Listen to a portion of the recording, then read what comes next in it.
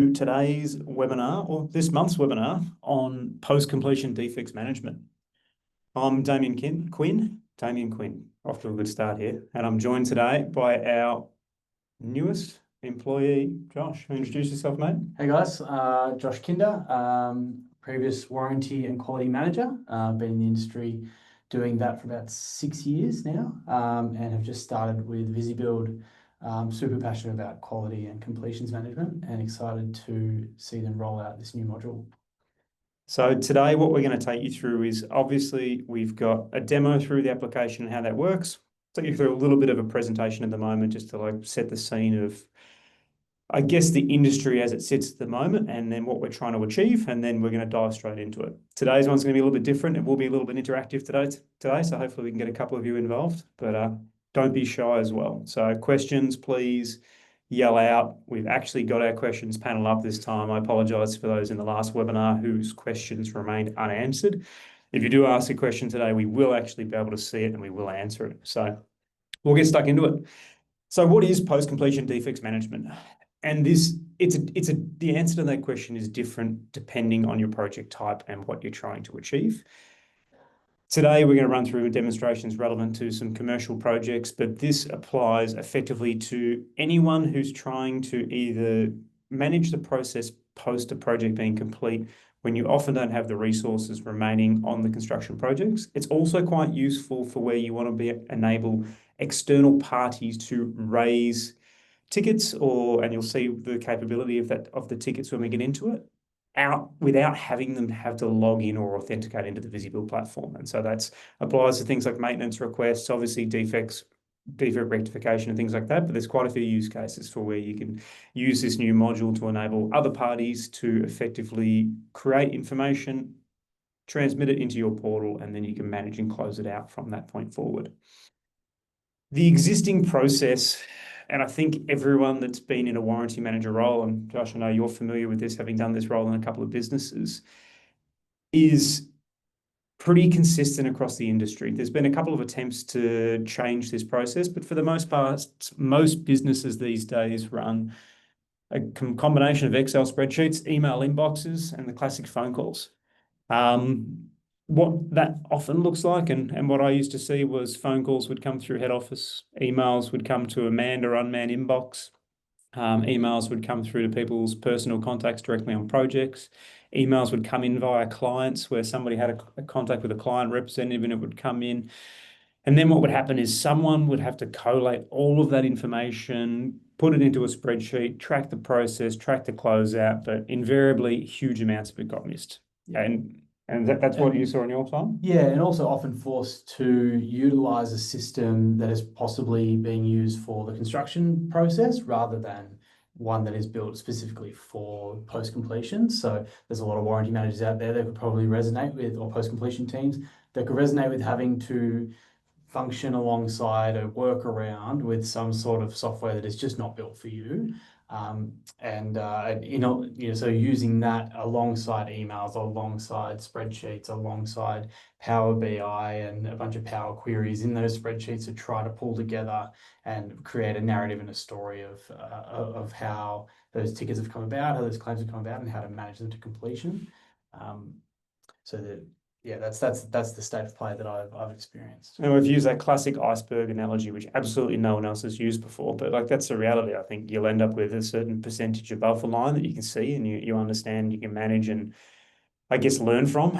But with the current processes, there's potentially an enormous amount below the line, below the water, however you want to look at that, that's just not being covered at the moment. So what do we want to do?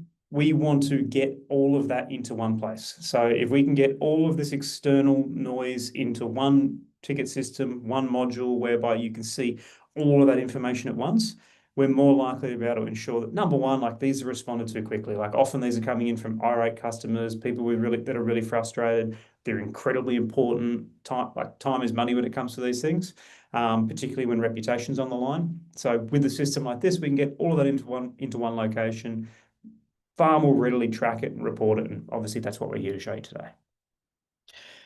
The other side of it is obviously bringing the external parties in. And so it's one thing to digitize your current process of how you're tracking it and how you're managing it at the moment. And we'll show you how to do that. It's then that next step of how do we get those external parties to come in to really simply be able to raise a ticket that's created into your system and then ensure that you can then track and manage that from that point forwards. For us, this is rounding out like a big part of our vision. We started with a real focus on quality and trying to work out how we can lift that low watermark of quality in the industry and just lift the overall quality standard across the industry generally. That pushed us into the defects phase. We obviously needed to round out the completion of projects. And in order to ensure that we're capturing all of the lessons across that entire project lifecycle, we've had to move into this post-completion defect management phase. We've obviously had a number of customers driving us down this route throughout the last few years, and something we're pretty excited about because now we'll be able to run through the entire project lifecycle and ensure that any issues captured across an entire project, your teams can learn from those lessons, bring them back into the quality process that's at the start of the project, on new projects or your existing projects, and make sure that they're captured and those same mistakes don't happen again. So yeah, it's the dream, the classic dream of every post-completion team is to have an in-depth understanding of what happened in construction and a real clear vision of what happened during the construction period, and you get that through the VisiBuild app. And then having all of those insights, being able to reach in and grab those and utilize those in post-completion, and then again to then follow that back around to the construction cycle is something that we all talk about and we all say that we'd love to be able to see. And I think this is seeing that come to fruition is pretty exciting. let's get out of the presentation and jump into the product itself. So we'll move over here. This is tickets in VisiBuild. So those of you that are familiar with the VisiBuild product, you're probably used to dealing with either individual projects and you're used to landing on project dashboards. Maybe you're managing multiple projects and you're having a look at it from a higher level of your project dashboards overall. And obviously there's all the intricate details of managing the projects themselves. For tickets, we want to keep that separate. So it sits above the projects itself. So it does live in this company component of your VisiBuild application on the web app. And you'll see here, for those of you that have it turned on, and if you are really interested in trying this, please reach out to Josh or myself and we can ensure this gets turned on for yourselves to give it a go. We can generate this tickets module. So we click into here, and now we've got a different experience to how it is run on the projects itself. I'm logged in as myself. VisiBuild in this situation is a head contractor, a general contractor managing several projects. In this situation, I've got access to 4 historical projects, 4 historical and current projects. So if you're a warranty or completions manager looking after all of your projects, you might see all of them. You might be running just a particular region, in which case you can filter down to that specific region. But what you see on this tickets portal is based on the permissions set up for the project permission schedule. So you only see tickets related to the projects that you need to see. So if you're only managing 2 projects, you're only going to see 2 projects on here. If you're managing it all, you're going to see everything on here. And that's to ensure, number one, we don't have people seeing information that they're not required to see, but also so that people don't see so much information that it's overwhelming and you can't complete what you need to complete. Now, I touched on before the process that a lot of companies are going through at the moment, whereby you've got the email coming in, you've got the phone calls coming in, these go into an Excel register or a really complicated Excel register as Josh used to run.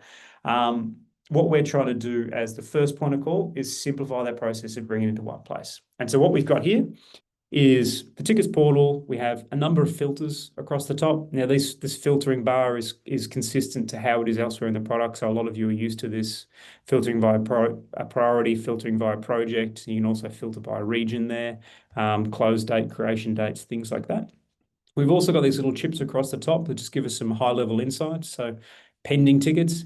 Pending tickets are tickets that have been generated, but they haven't been opened. So someone hasn't reviewed these, confirmed they're an actual defect, and started the process. So to me, that's something that needs attention. If I was sitting on 14 pending tickets, we need to jump on that and make sure that they're all open, in progress, and they push their way through to closed. So we then have open. These are all interactive, by the way. I can click on a 25 and see the 25 open tickets.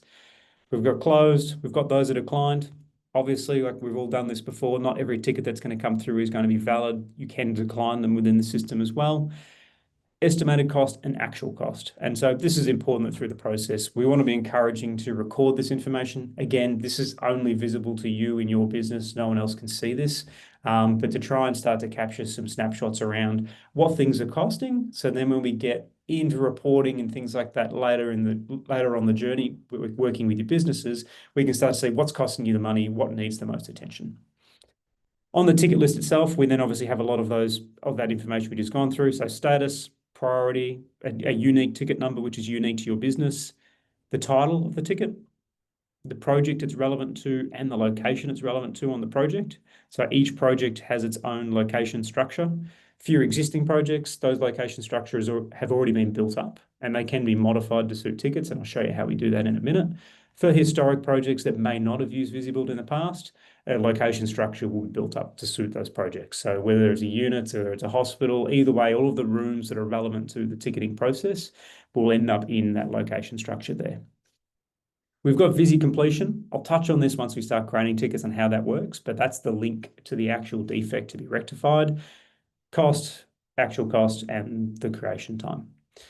So for the sake of the exercise, what we'll do is we'll explain what it's like in the current process and what it would be like if you say received a phone call from a tenant in a building you've recently handed over. If it's still managing through the old system, you would just simply hit that new ticket button up the top there. Select your project. So we're working on Busy Place today. Select your location. Now I can see everything and you'll see a difference to this when we jump into the portal in a minute, but because I'm part of VisiBuild, I can see everything on here. And so we'll go in, that's part of Apartment 101. And so I can see that they have a problem with a scratched sliding door panel. And in the description here, I can say tenant has called to advise, oops, the glass is scratched.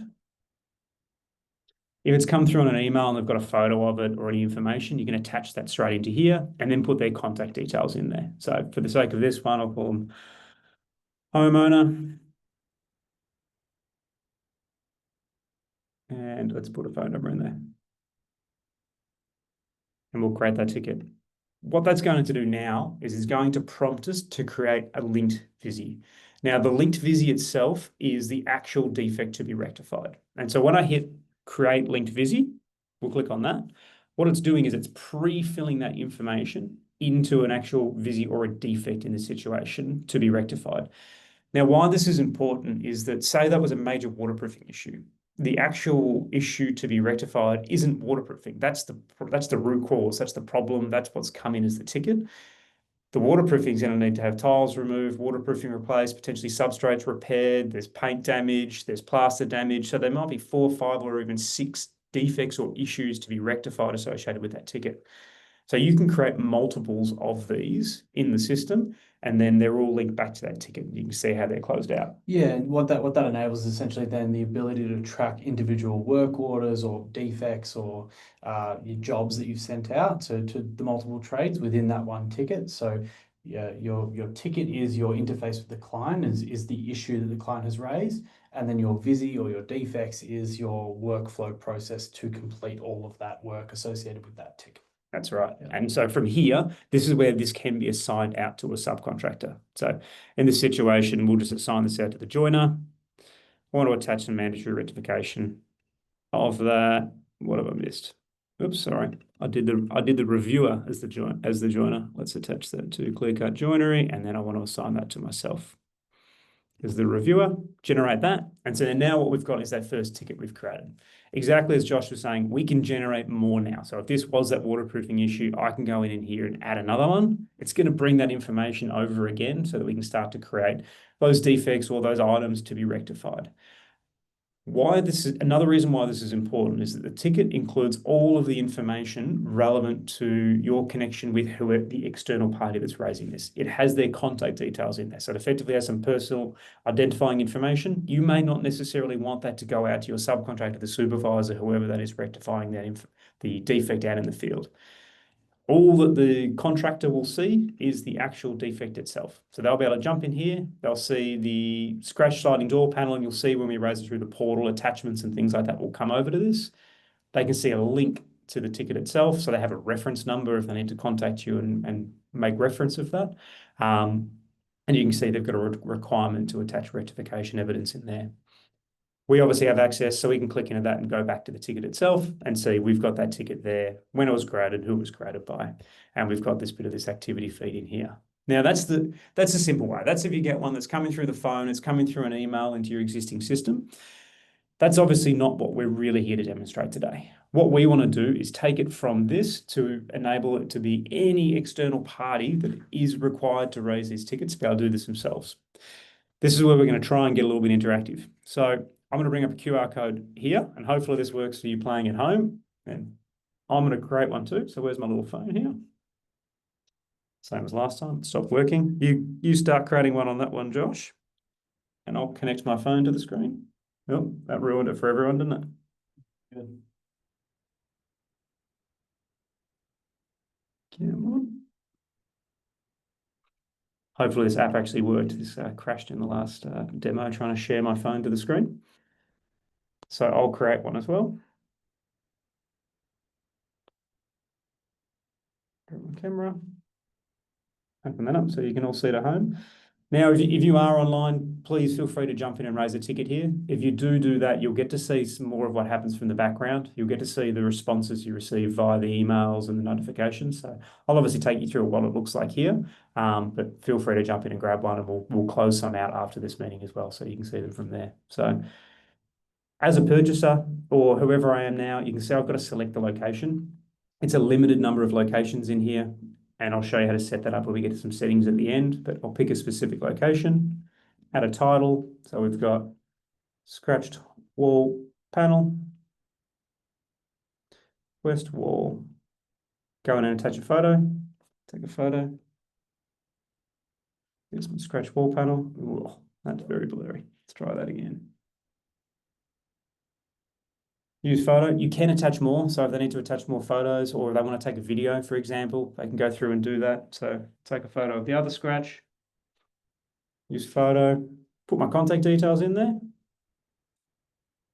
and create that. And so what that's done, and we'll get a little notification in here in a minute with the reference, is that's now syncing back through to the Visible Tickets portal. That will send the person at Visible the notification that that ticket has been generated. So if we jump into the web application, and I jump over to tickets, go over to tickets here, refresh that. So what have we got? We've got a couple coming in here, which is good. 9 seconds ago, 22, 22, 38, 45. We've got heaps happening. Thanks, guys. Appreciate all the engagement. That's great. So which one did you raise, Josh? Scratch on table veneer down here. Scratch on table veneer. 1822. Beautiful. We'll jump into that. So you can see here that Josh has created this ticket via the portal. So you can see Josh's contact details down here below. Feel free to give me a call, guys. Yeah, any time of day or night. We can see the attachments that he's captured there as part of that process. And now what we can do is we can see that this ticket is in the pending status. So for me, we're going to accept this one. Obviously, it wouldn't get very far. We could decline it. I could mark as declined. If I mark this as declined, it gives us this option to leave a comment and notify them via email. And you'll see here that the system will automatically generate some emails to the participants. But what we'll do is we'll review this, we'll accept and open. Hi, Josh, confirming we will be coming out tomorrow. Fix. Open. And so what that's done is that's sent Josh an actual email. And you can see it in the background there. It's generated this little bit in the activity feed here that we've opened the ticket and the correspondence is in there as well. So you can always see what correspondence has gone back to Josh. Link this ticket to a Visi to assign someone to rectify it. Beautiful. Create the linked Visi. Scratch on table veneer. My table is scratched. You can see the images come through. We want to assign that through to our joiner, clean cut joinery. I am going to make myself personally the reviewer of that when it gets closed out. And let's make it mandatory to attach rectification evidence. Generate that. So what it's done now is that's generated an actual, an issue associated with that ticket. So if we go back to the ticket table, what we'd seen before is we now have the scratch on table veneer is open, and you can see the actual status of the works on site is 0 out of 1. So if we get my phone back up, hopefully this application still works.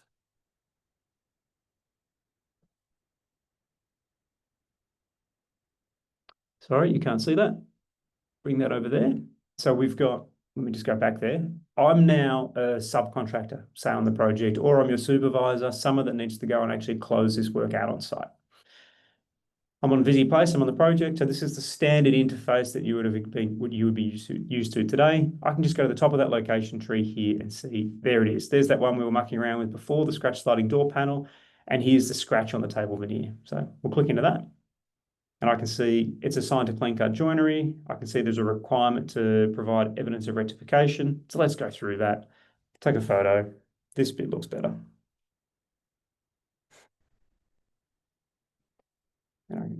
Put a little comment in here and say, confirmed. Josh, the tenant, is happy with works. We don't condone trades taking photos of areas that are not damaged as evidence of repair, though, just quietly. I've fixed it. It's beautiful. It's done.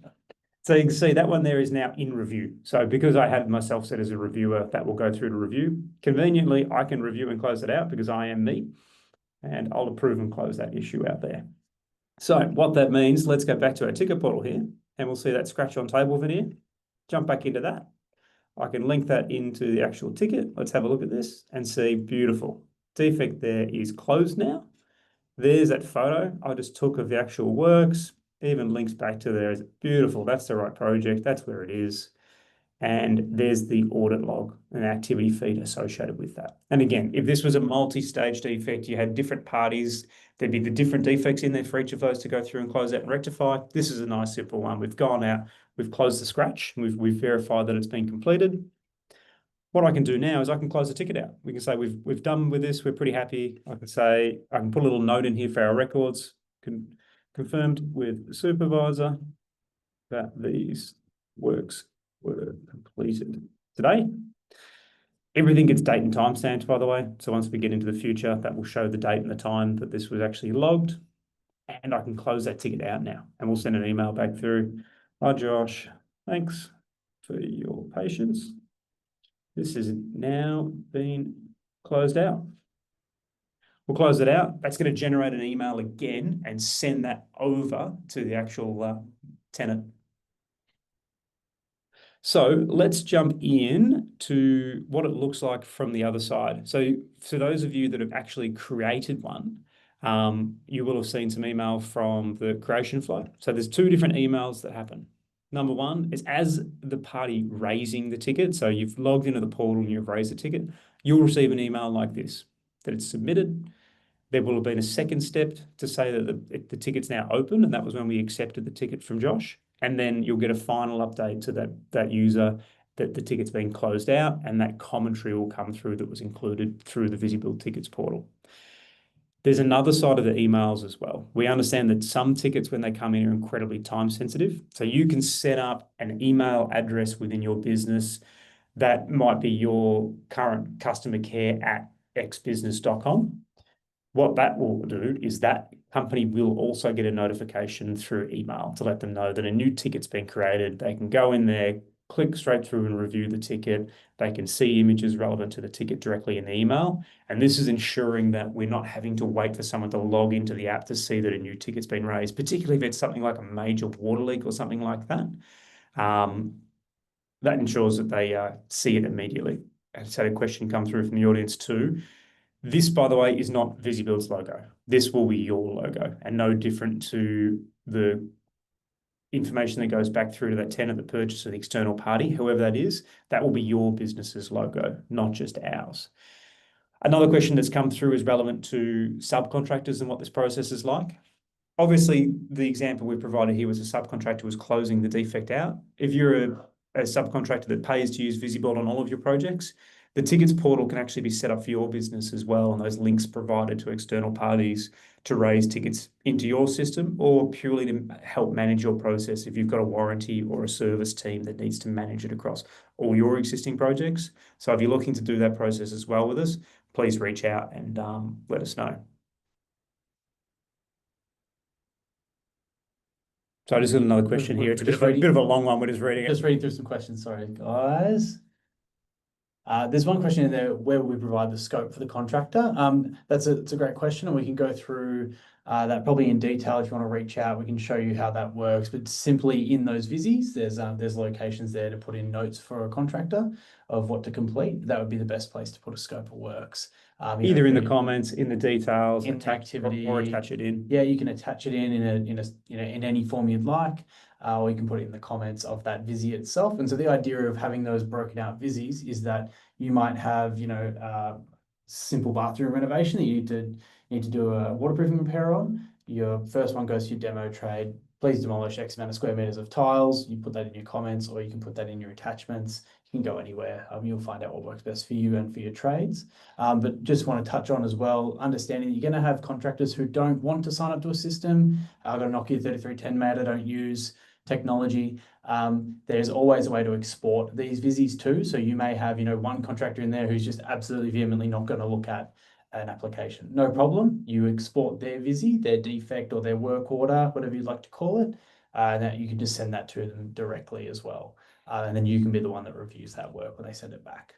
Another question is too, this is actually a really good one, is relevant to how do we know what project we're raising these tickets against? So the example we gave you with that QR code before was a QR code to a specific project.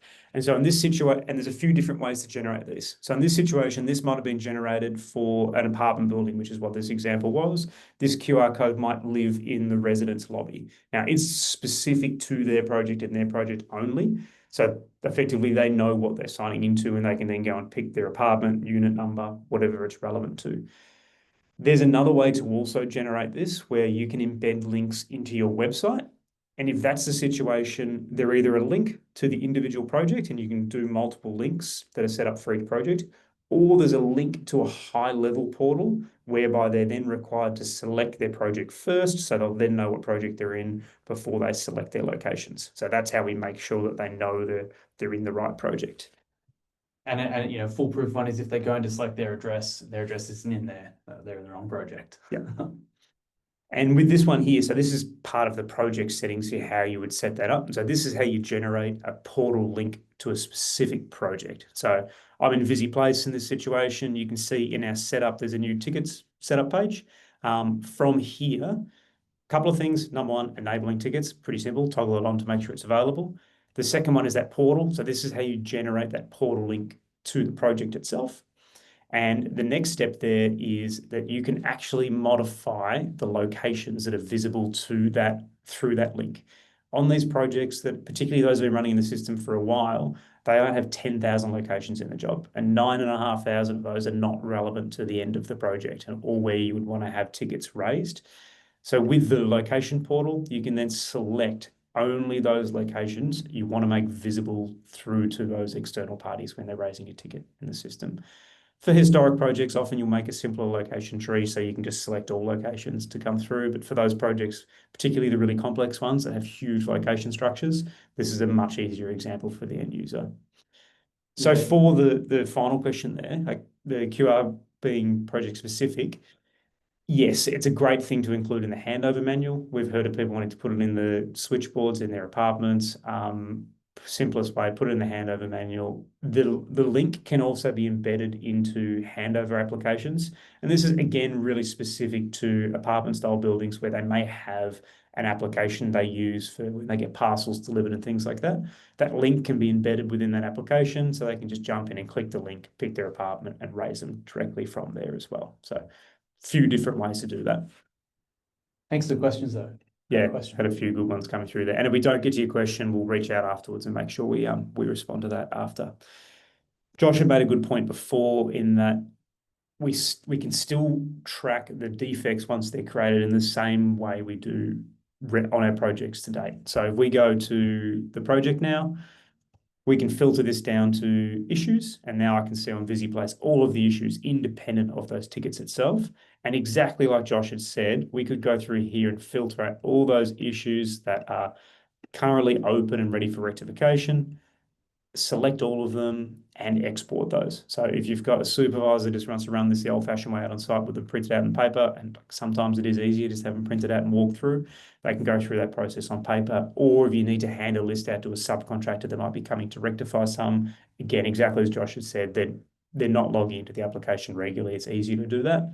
Obviously, the benefit of having them logging into the application is they can take those rectification evidence photos immediately at the time. And we do really want to encourage that, but there is always another way to make sure that they can cover that. Yeah, we never want to exclude a contractor from working with us just because they're not able to, or it's too difficult for them to utilize the system, even though it's quite a simple system. Now we're pretty much bang on the half an hour. Anything we missed, Josh? No, I don't think so. Not off the top of my head. You did a really good job, mate. Well done. I think our little sharing application actually worked this time, unlike the last one. So that's a success. And Yeah. thanks for diving into the deep end, Josh. Week and a half into the business. Again, Josh will be getting out there to meet you all. For those of you current customers, he'll come out and say hello, make sure he gets familiar with the projects. And for those that are new to VisiBuild, please reach out. There's absolutely no expectation. Happy to take you for a really deep, detailed dive into how this would work for your business, or the core module as well, how that would work for your business. Yeah, correct. If any of this didn't make sense or it doesn't feel completely aligned to what you need, please reach out because we're a very flexible business and we're really excited to see some movement in this space. So always up for a chat. If you have any questions, yeah, give us a call. I'm not always the best at making things sound simple, so often it's easier. We'll build an example of what your system would look like in here, and then you can touch and feel it and have a play with it. That's generally the best way to do it. So again, thanks for jumping online today and taking a bit out of your lunch break to come along to today's webinar. Really appreciate it.